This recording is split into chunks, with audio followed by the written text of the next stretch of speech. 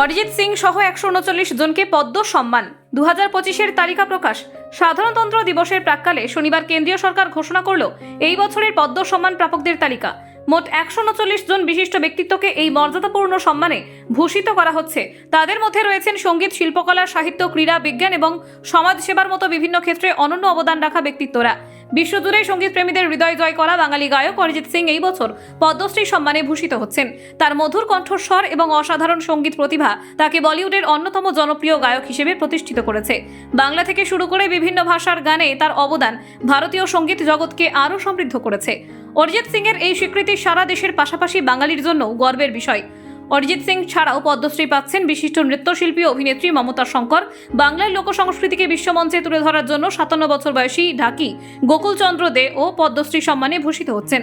তাদের এই স্বীকৃতি বাংলার সাংস্কৃতিক ঐতিহ্যকে নতুন উচ্চতায় নিয়ে যাবে। এই বছর পদ্মভূষণ এবং পদ্মবিভূষণ সম্মানে বহু বিশিষ্ট ব্যক্তি ভূষিত হয়েছেন। প্রাক্তন ভারতীয় ক্রিকেটার রবিচন্দ্রন অশ্বিন এবং হকি দলের প্রাক্তন গোলরক্ষক PR শ্রীজেশ তাদের ক্রীড়া ক্ষেত্রে অবদানের জন্য যথাক্রমে পদ্মশ্রী ও পদ্মভূষণ সম্মান পেয়েছেন।